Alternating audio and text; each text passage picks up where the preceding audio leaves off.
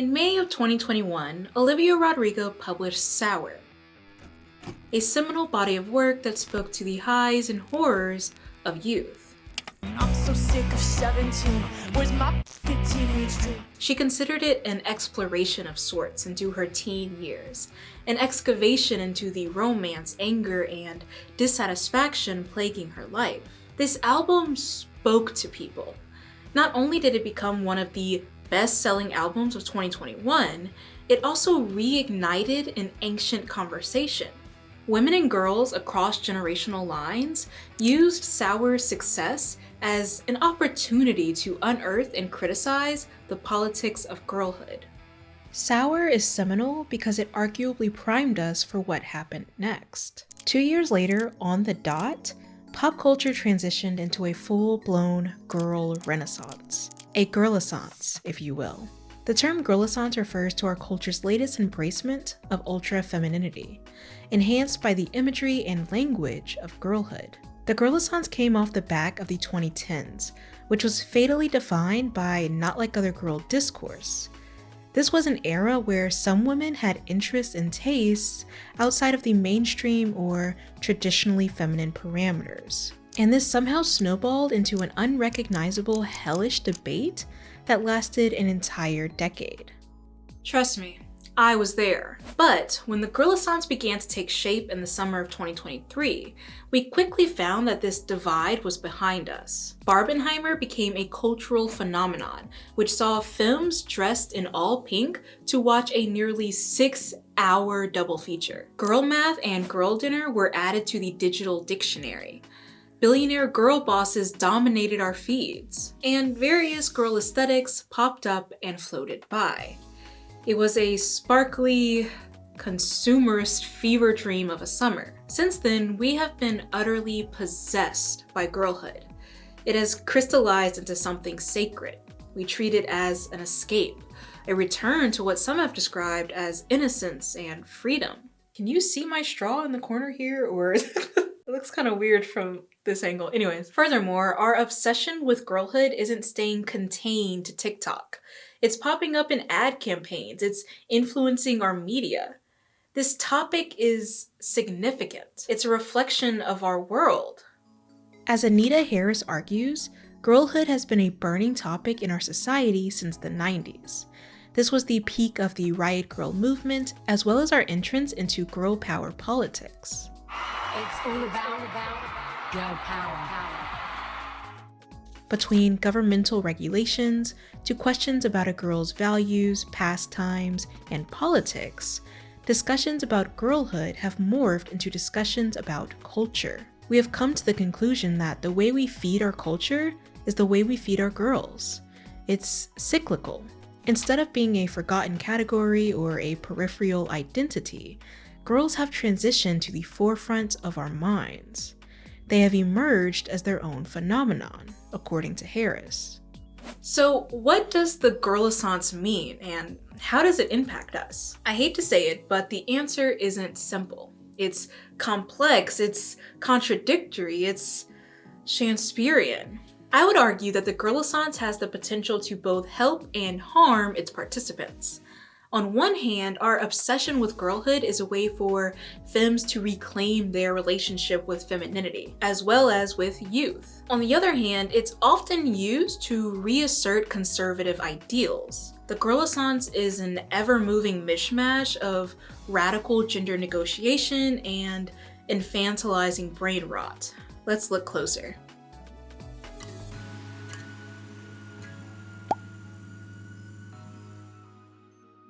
Hello, my name is Shania, and I'm a writer and visualist who focuses on pop culture and other silly internet happenings. It's November! And I just wanted to tell you that we will be okay. So, to make sense of this video, I need to ruin your attention span.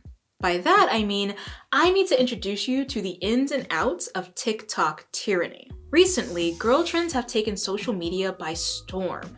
These are viral niches within the larger girl renaissance, and they include girl math, girl dinner, aesthetic girlhood, and just a girl.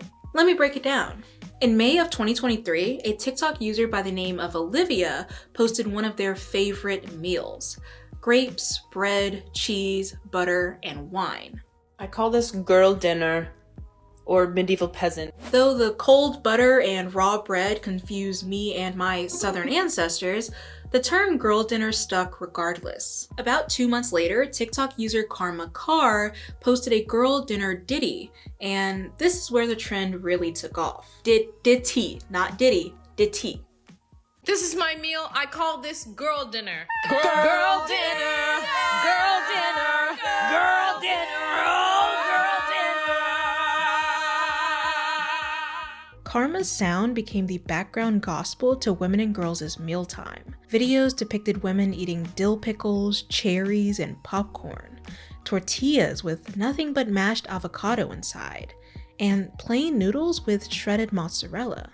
Girl dinner is a chaotic free-for-all. It's entirely random, like a charcuterie board or British cuisine.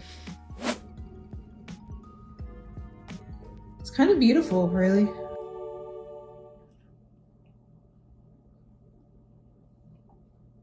No. No. That one was for my management team. Love you guys.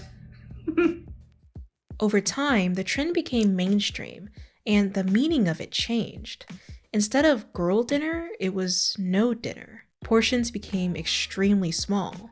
Vape became a regular substitute. Instead of rallying around the joy of boundaryless yet satisfying meals, girl dinner became yet another form of aesthetic starvation. Next came girl math. Girl math videos usually feature women and girls of varying ages talking to the camera and explaining their financial rules. These rules are usually applied to consumerism and are notably unorthodox. I bought $20 in scratch tickets and I won $70, so I made $70. These videos can either be filmed solo, with a girlfriend, or most interestingly, with a man. In the case of the latter, the men are usually depicted as objective and financially literate, especially juxtaposed with the woman who is explaining unconventional financial rules. No, because you had to spend the money the first time. No, but then the second time it's free because it's no extra money. Or like if you pay for cash with something. Months later, in late 2023 and through 2024, a new trend took hold. Girl dinner and girl math was backdropped by the phrase, "I'm just a girl." Incidentally, this phrase goes back decades. In 1995, No Doubt released their third studio album, which featured the song Just a Girl.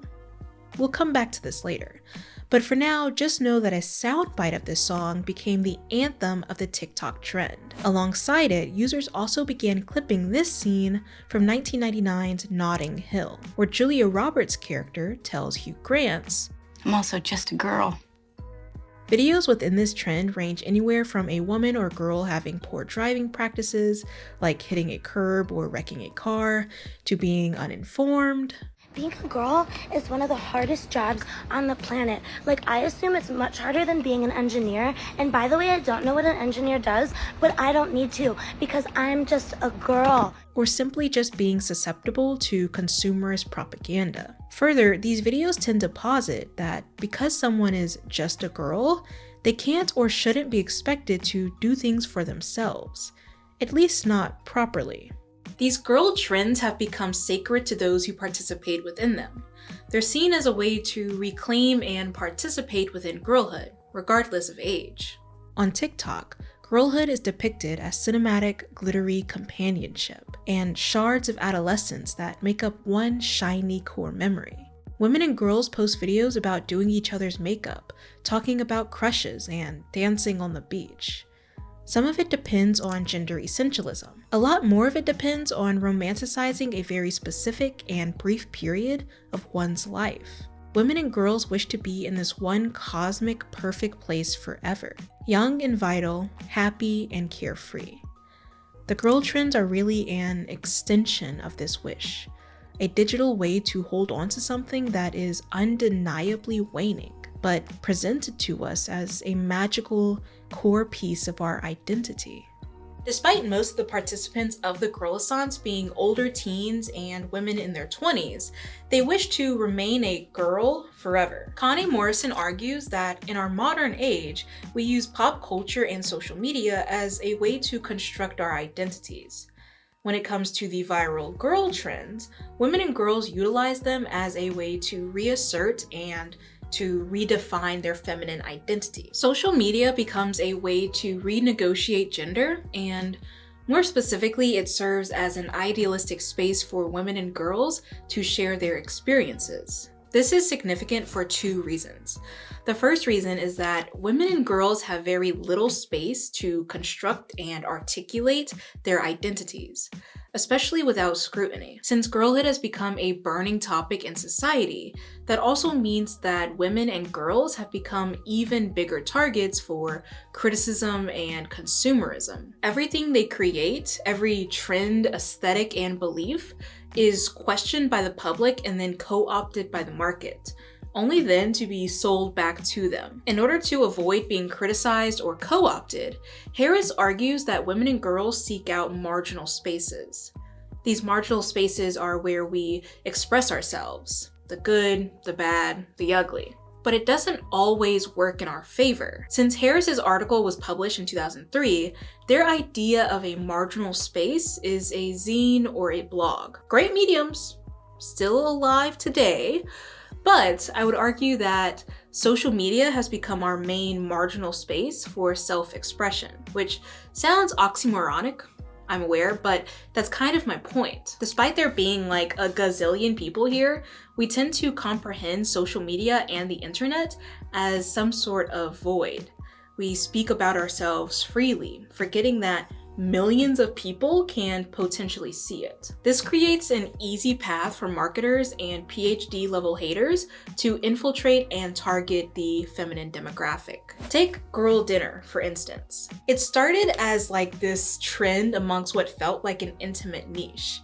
Women, girls, and otherwise femmes felt like they were sharing a silly yet unifying moment about the primal joys of scavenging. And then in one fell swoop, Popeyes capitalized on the trend by creating an entire ad campaign centered around their side dishes, including their dry-ass biscuits. Just like with girlhood as a whole, these girl trends are easily picked up by the mainstream and then are ceaselessly interrogated, commodified, and scrutinized with little care as to why these trends exist or what their impact is on the culture. Girlhood and its extensions are being forever stolen from the community. And that's the second reason why the Girl-a-Sance is so sacred to those who participate within it, and why they defend it so fervently. Women and girls have a complex relationship with girlhood in that they protect it, they value it, but they're also forcibly separated from it. This separation occurs for many reasons. Misogyny and its various manifestations like misogynoir and transmisogyny. There's classism, imperialism, capitalism, ableism. I could keep going. Many people are promised the joys of girlhood, yet aren't allowed to be seen as girls. They're never protected. They're never allowed innocence. In my latest newsletter, I asked my subscribers what makes girlhood so special, and what makes this current iteration of the girl renaissance so important. The submissions were divided down the middle. While some viewed girl trends and our obsession with girlhood as infantilizing, others painted a vivid image of reclaiming a stolen childhood. People talked about being sexualized at an early age and being forced to have adult responsibilities as a child. They talked about being visually excluded from girlhood due to race or class. Trans women, particularly Dylan Mulvaney, have also talked about using the language of girlhood to reclaim their relationship to femininity and to emphasize trans joy. Overall, these experiences put faces and words to what Toni Morrison has called peripheral little girls. These girls had their stories effectively wiped clean from the narrative of girlhood. And so many people consider the Girl-a-Sance a way to reclaim that identity, to renew their relationship with girlhood and youth. The Girl-a-Sance is so sacred, so protected, that a lot of people want to let it remain unchallenged. The girls of the world want to be finally left alone so they can decide and curate their own experiences, without having the rest of us press to the glass of their enclosure. In my newsletter inbox alone, there's numerous calls for an end to the autopsy. Let girls live. Let girls do what they want to do. And a small part of me, a part this big, understands the defensiveness. But another part of me, a part that has made me really not fun at parties, is incapable of just accepting this narrative and moving on. While I would argue that the girlaissance can be used as a safe space to reclaim a lost girlhood, it doesn't necessarily follow that the trend is inherently harmless. At the very least, it's not as inclusive or radical as it's said to be. If Anita Harris is right, and our analysis of girlhood is an analysis of society, then the girl trends mean more than we're willing to admit. I would argue that they speak to the way late-stage capitalism has disillusioned us and has forced large swaths of people to retreat to simpler times as a mean of escape. They speak to the misogynistic nature of our culture that incentivizes and convinces women to do the retreating, especially when said retreating is towards conservative ideals of femininity. And I mean, that sounds silly to say, right? How can funny jokes about girlhood on the internet matter that much? But maybe that's not the question. Maybe the question is, what are you unwilling to see? What are the politics of the girlaissance that you are simply unconscious to? Let's start with semantics. I know my straw looks gross, don't mention it. This is arguably the most polarizing topic of the debate, even if it's one of the smaller aspects. Some scholars have argued that calling oneself a girl when you are of adult age is a form of infantilization. This is due to a mix of cultural, linguistic, and gender-based factors. On the other hand, user Bunch of Numbers on TikTok says, "Fuck you, this isn't true, die slow." So, I mean, it's hard to, both sides have a way with words. But for dumps and chuckles, let's consider the first argument anyways. While the term girl varies in meaning based off culture and context, the most common use, and the dictionary definition, refers to a feminine child or adolescent. Heather J. MacArthur argues that, especially in Western countries and strictly within a legal context, an adult refers to someone who is 18 years or older. By way of contrast, a child is someone who is 17 years or younger. When we apply this age range to the girlaissance, and more specifically to the girl trends, we see an interesting pattern. It's clear that a decent portion of participants are people in their late teens, primarily 17 through 19. But a much more prominent demographic is women in their 20s. Anecdotally, I would say these women are between 23 and 28. Using MacArthur's argument, it would be a form of linguistic infantilization to call this second group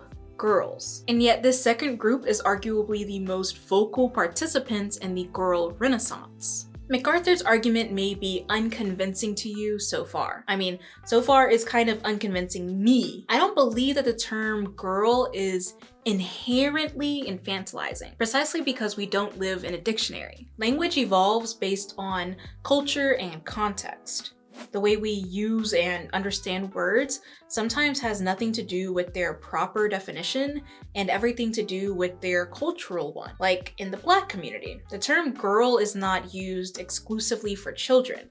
It could be used as a way to address friends. It could be used as a form of endearment. It can even be used to indicate tone. Girl, please. No, sorry. Next. Girl, please. Girl, don't do it. It's not worth it. She kept giving him girl, yeah. Okay, my apologies, Miss Girl. Miss who? When I say girl, I'm not thinking of gender, let alone age. It's more of a neutral sentence enhancement. Some have even argued that outside of AAVE, girl can be used as a verb or an adjective, not just a feminine noun. Our culture has attempted to absorb and redefine what this word means, especially on the internet. Most people don't use it maliciously or as a way to infantilize. But there are other areas where MacArthur's argument makes sense. Even if you believe that the term girl varies across cultures and contexts, it's undeniable that this linguistic debate only applies to women and girls. And what I mean by that is men are rarely called boys, and you don't see many debates about why doing so would be infantilizing. Everyone already accepts that it is. To call a man a boy is to disrespectfully challenge his authority and manhood. Even when men are referred to as boys, it's only ever used to denote a temporary existence. And by that, I mean, these phrases do not define a man's identity. Take the phrases, boys will be boys and going out with the boys, as an example. As MacArthur notes, the second phrase is used as a way to suggest an air of adolescent frivolity and irresponsibility, but it's temporary.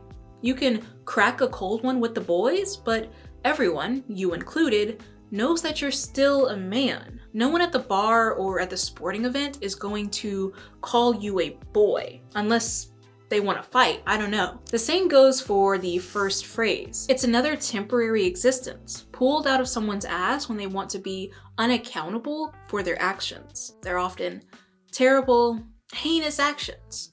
Neither of these phrases seek to fruitfully define or alter a man's adult status.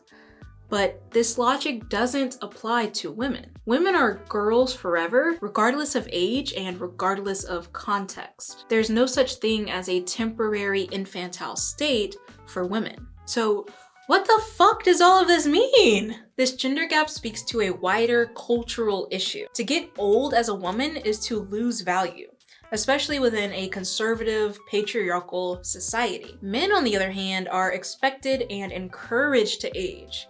They're christened into manhood when they're still adolescents, while women live and die as little girls. It's a belief rooted in misogyny. If we look at this debate through a gendered lens, the term girl becomes less neutral or culturally malleable, as we previously argued. Maybe MacArthur was onto something, and maybe the only thing user bunch of numbers is online. Looking at it from a gendered perspective, the term girl comes preloaded with misogynistic connotations, and as such, we're unable to fully shake it of its adolescent signifiers. Not only does the term girl refer to adolescence, but within a misogynistic culture, it implies immaturity, frivolity, innocence, and irresponsibility. In that case, when we call a woman a girl, we might actually be infantilizing her. We're denying her of her adulthood. That brings us back to the girlissance and the most vocal participants within it, the 20 to 30 somethings. MacArthur argues that calling women in their 20s and 30s girl is damaging, precisely because these women are still forming their adult identity. They're figuring out what it means to have more responsibility and more agency than they did as children. And so using the term girl strips them of their budding adult identity and makes them feel less mature and responsible. In the minds of user bunch of numbers, this argument is not enough. Language alone doesn't prove that the girlissance is infantilizing. What about that context and culture we were talking about earlier? Doesn't that count? Doesn't that give the movement the benefit of the doubt? Well, yes, actually it does. It's possible that those who use the term girl aren't using it as a way to inherently infantilize. Good for them. But as MacArthur noted, the impact might outweigh the intent, though I don't think user bunch of numbers will like this answer either. None of this matters anyway. The entire trend is satire. No one is taking it seriously. Damn. I mean, when you put it like that... No, wait, you're still wrong. Let's consider the definition of satire before we go swinging it around willy-nilly on the internet. Satire does not just refer to something that is comedic. For something to be satirical, it has to present a subject for censure or criticism, often with the goal of changing a behavior or a culture. This can be achieved by mocking something, by using sarcasm, by over-exaggerating something, and so on. The Girlassance, on the other hand, does not fit this definition. The participants don't want you to criticize them, the Girlassance, or even the subject of their videos, that is, gender stereotypes. Furthermore, there's no evidence that the Girlassance is satirical. Good satire is sometimes hard to point out, but that doesn't mean it's impossible. Satire still uses certain devices to hint at itself. On the internet, satire is especially hard to identify. Poe's law dictates that without clear tone indication, things on the internet will naturally be read as sincere. To get around this, you can use tone tags, sarcastic emoticons/emojis, and even ironic hashtags. For the most part, these are not present within the Girlassance. I'm not saying that satire has to teabag me across the chin sensual style for me to get it. Subtlety works just fine. But not even that is present. To be fair, in girl math videos, people do sometimes laugh, and they do sometimes use incongruity to imply satire. But the overall sentiment within the niche prevails that while silly, girl math is still relatable and real, meaning that the participants aren't mocking their subjects, which are consumerism and feminine stereotypes. They're reinforcing them. The only other clear example of satire in the movement is the use of the song Just a Girl by No Doubt. This song passionately mocks the way society infantilizes women. From the lyrics to the performance to the interviews Gwen Stefani has given about the song, the intention is clear. The Just a Girl trend is less clear. It doesn't even use the satirical parts of the song. It just clips the part where Stefani is assuming the identity of a helpless girl. So satire? I don't think so. But if you want to talk about irony in relation to this video's arguments, you got me. I have an ad coming up. And now a word from today's sponsor, Parade. Parade has a wide assortment of undergarments and apparel, which could be of use to you if you wear that type of stuff. I know I do. I've been a fan of Parade's bralettes for some time now, specifically their Luxe Mesh Scoop Bralette.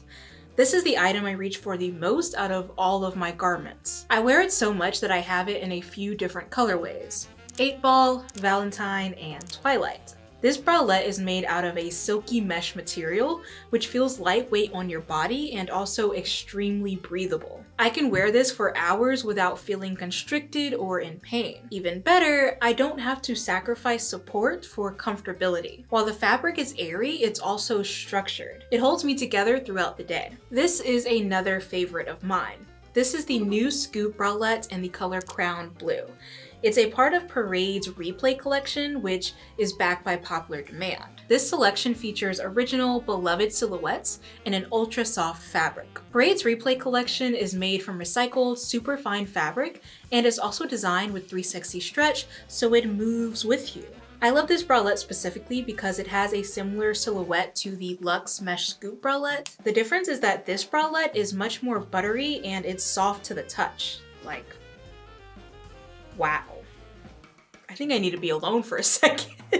This Black Friday, Parade is having 2 sales from November 21st to December 3rd with 30% off site-wide. But I'll do you one better.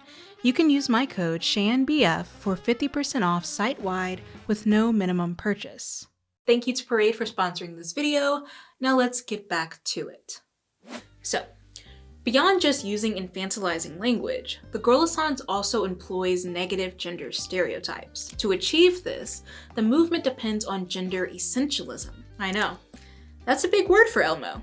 That's a big word for Elmo. Gender essentialism is just a fancy way of saying that you think gender makes people fundamentally different. And if they're assigned a certain sex, then they have these unchangeable qualities that align with their apparent gender. For instance, you might believe that someone assigned male is inherently a man, and they have immutable masculine behaviors and traits. They're biologically inclined to like football, drink beer, and avoid their feelings.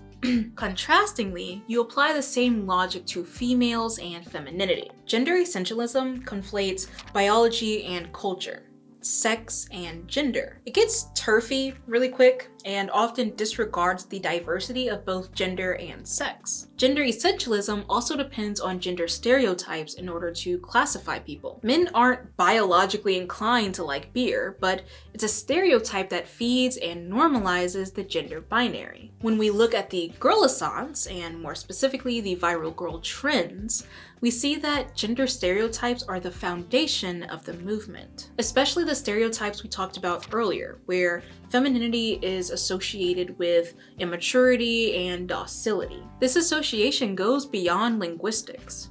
Within a patriarchal system, women are considered a child race. This means that they are viewed inherently as subordinate or childlike, which requires the patronizing and violent hand of their fathers to correct and guide them.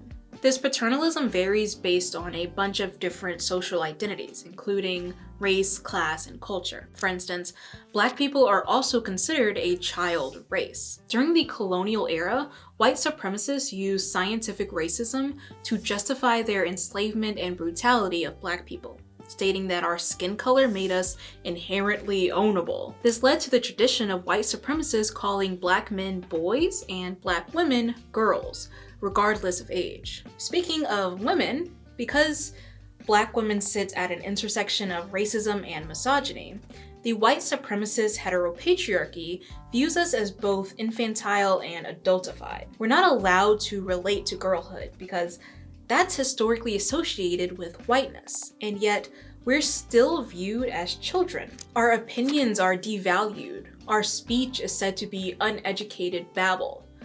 Ask me how I know. And at the same time, Black women are forcibly adultified. We're hypersexualized, we're told that we're inhumanely strong, and we're afforded more responsibility than others. More generally, women are viewed as property under the white supremacist heteropatriarchy. They're depicted as naive, emotional, powerless, and in need of paternalistic guidance. White women especially were beholden to the house instead of to the workplace as men were. After all, the house is where the children resided. And just like people of color, women couldn't age out of their infantile condition. They were forever children. This was used to justify systematic misogyny, wherein white women especially were not allowed to work, women as a whole did not own bank accounts, and their entire identity depended upon their husbands and fathers. Again, obviously there's racial layers to this. Despite being infantilized, Black women weren't historically relegated to the house the same way white women were, especially impoverished Black women. They had to work. And even earlier than that, Black women were not protected from slavery. They were pushed physically, sexually, and mentally by their enslavers, but also by their partners. This complex rendering of gender and race bleeds out from history and into the girlissance. Within the viral girl trends, we see that negative feminine stereotypes are enthusiastically maintained. What's more is that the girlissance has conservative undertones. Some might even say Republican. It tends to exclude and alienate anyone who isn't a white, cis, middle-class woman. Let's start with the feminine gendered stereotypes. That one will make me slightly less irritated. Girl math is probably one of the most viral girl trends of the Renaissance, and it uses stereotypes to feed its success. As Chelsea R. Hewitt notes, women are taught to believe that they are less capable at math than men are. In the girl math trend, women discuss subjective, silly, and at times financially questionable rules they have for consumerism. These rules don't make sense, and they don't have to. That's the brilliance of girl math. As Nina Banks argues in their article, girl math is definitely not precise or fiscally responsible, but to me and many girls, it makes complete sense. Based on context clues and language, girl math is implied to be illogical. Even in this TikTok comment where someone is defending girl math from accusations of infantilization, they still call it bad math. Furthermore, girl math videos are often filmed in front of men. A woman will have her dad, brother, or partner in the background of the video in order to catch his reaction. Usually these men are frustrated, incredulous, or downright skeptical of the math presented. By optics alone, these videos position men as the objective, logical, and financially responsible ones, while the women are positioned as the frivolous, naive, and financially dense ones. When it comes to consumerism, which is the basis of the girl math trend, the stereotypes only get worse. Nina Banks writes, "I don't think twice about walking out of Sephora with a $30 concealer. But as soon as it comes down to buying groceries, suddenly $20 is an arm and a freshly waxed leg." Oh dear God. The consumerism aspect is significant because it's yet another stereotype associated with femininity. You know, women be shopping or whatever. In our consumerist capitalist world, femininity is an identity you have to buy. This is often peddled to us by the beauty industry, our media, and even each other. As Alexandria A. argues, femininity is hyper-commodified, and this is reflected in the girl trends. In one TikTok, a user shows off their vast collection of consumer goods, especially beauty products. The caption reads, "I wonder how much money I could save if I wasn't just a girl." This video positions women, or girls, as powerless consumers, taken over by their feminine shopping brain. Beyond consumerism, other stereotypes associated with femininity include naivety, dependence, submissiveness, and emotionality. These are often repackaged and performed on TikTok via the just a girl trend. Viral videos within this tag depict women as bad drivers, yet another misogynistic stereotype, and conflates femininity with being simple-minded, hysterical, or naive. In the world of this girl trend, women are at the mercy of the much more powerful forces surrounding them. Whether those forces are the consumer market, their parents, or their masculine partners isn't the point. The point is that the just a girl trend posits that women, or girls, are wholly defenseless and lack autonomy.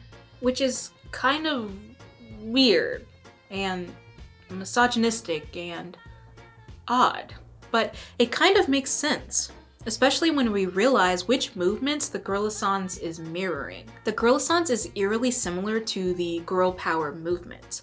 This was a movement spearheaded by the Spice Girls in the 90s, and arguably lasted through the 2010s. Maybe before the not like other girls discourse took hold, but I'm thinking specifically of like 2016. It was a time defined by pink hats, the Hillary Clinton brunch signs, and the sparkly commodification of feminism. It was about being a girl in a man's world. It was about reclaiming and weaponizing the imagery of girlhood. But it was also about depoliticizing feminism and returning femininity to the realm of conservative/capitalist politics. Girl power is considered neoliberal, which is a convoluted term, especially online. To draw a concrete definition, neoliberalism is a set of economic and political views and policies used to administer a capitalist state, which is characterized by attacks on, or even the total destruction of, many previous concessions to the working class, welfare, and other social programs. Not only that, but girl power is also post-feminist.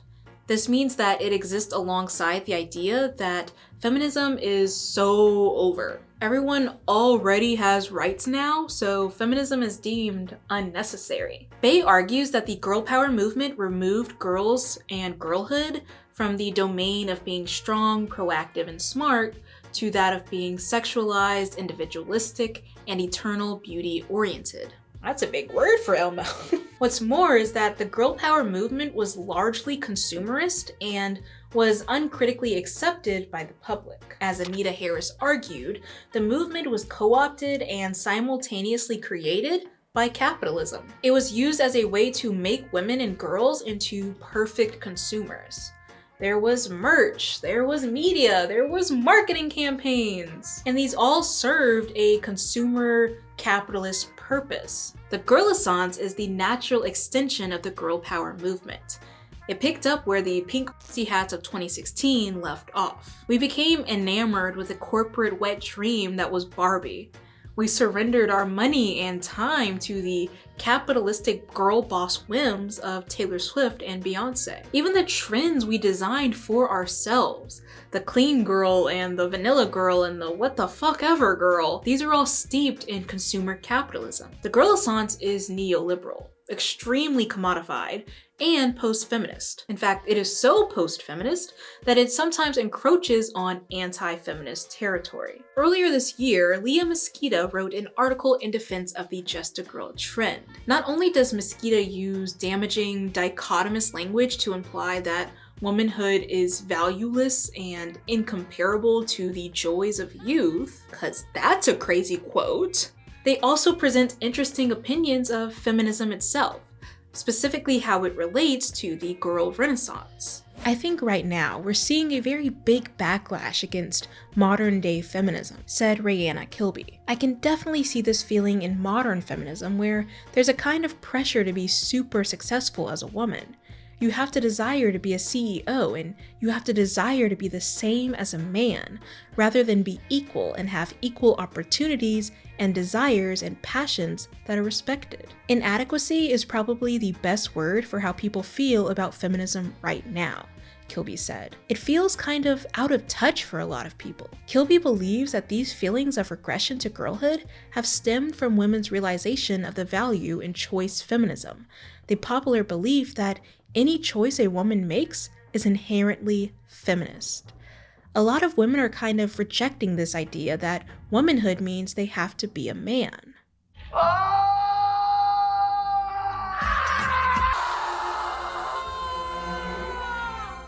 Anyways, I'm not saying that Mosqueda's article speaks to the entirety of the girl-essence. I am saying, however, that the politics of the girl-essence creates a space for Mosqueda's beliefs to fester. The girl renaissance, particularly the girl trends, are influenced by the white supremacist heteropatriarchy. It implies that women are all infantile, powerless, and ignorant. It pushes the notion that women should be taken care of by their much more powerful husbands and parents.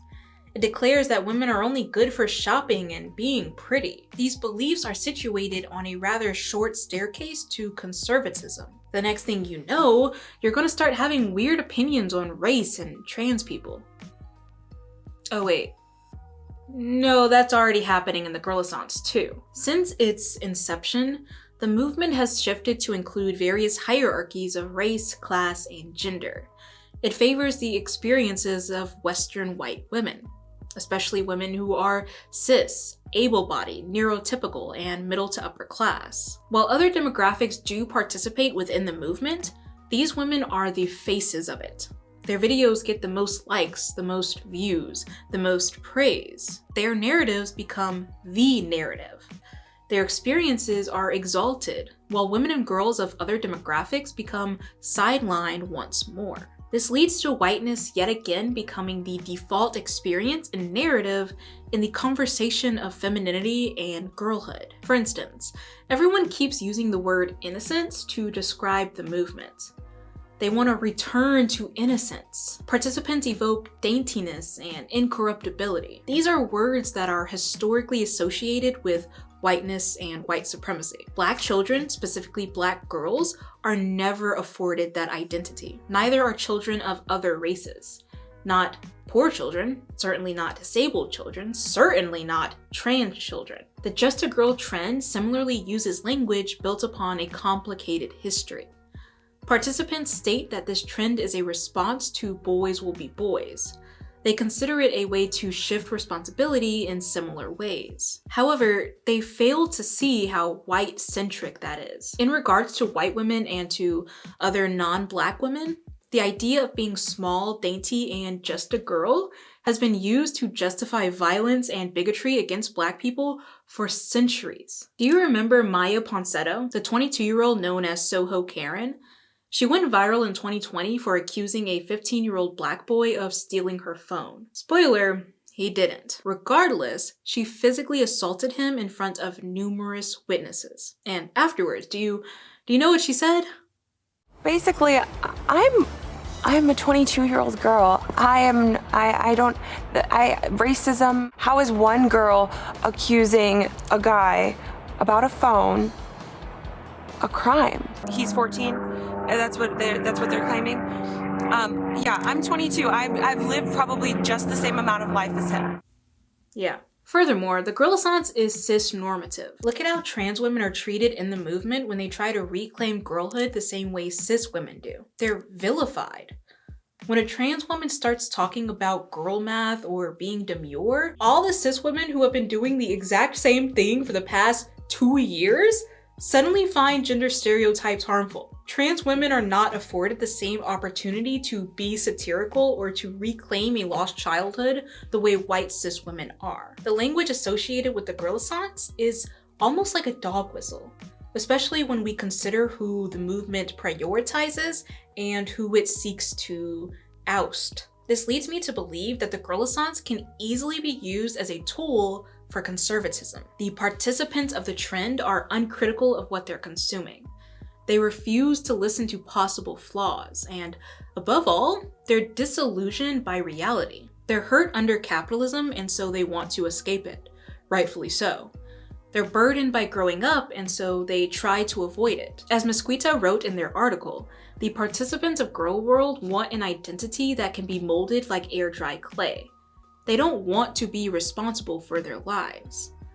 It sounds eerily similar to past communities I've covered on this channel, especially the trad wives. Both the girlissance and trad wives are characterized by their post-feminist / choice feminist / anti-feminist rhetoric. I mean, the quotes in Mesquita's article match perfectly with trad wife talking points. Both groups feature conservative, stereotypical gender performances. Both groups spread the message of women lacking agency, knowledge, and responsibility. Both groups tend to position women as submissive in their relationships, especially when it comes to finances. I mean, hello! As silly as it sounds, I think it's important to be able to pinpoint, even within quirky internet jokes, anything that reflects conservative culture and politics. We are all moving quickly towards hyper-conservatism, not just in the United States. Far-right movements are gaining more steam, supplemented by neoliberalism. Far-right politicians are coming back into power, and movements like the girlissance are aiding this venture, covertly and perhaps even marginally, sure, but the effect is there nonetheless. The movement pushes the agenda that women shouldn't think, shouldn't have agency or responsibility for their lives, when in our current climate, women should be doing exactly that. They should be resisting, they should be angry, and they should be directing that anger at the root of their problems, instead of directing it at womanhood and aging and wrinkles. With peace and love and a little bit of sternness, women should be growing the fuck up. And if that was a little too forward, or if this video made you mad, I don't know what to say. I mean, I'm just a girl! While the girlissance forges a space for femmes to reclaim a complicated girlhood, it's undeniable that this space has been infiltrated by essentialist and exclusionary politics. Whiteness as a default has reclaimed the landscape of girl world. Trans women are denied at the door. Marginalized women are afforded scraps, but this behavior isn't only a concern for those left out. Women and girls as a whole are uncritically digesting content that diminishes them, their value, and their force in this world. Rather than subverting the rhetoric that enables subjugation, the girlissance seeks to uphold it, complementing it, re-articulating it for the newer generations. I'm not here to tell you what to do, who to follow, or how to be. I only ever ask for you to look closer.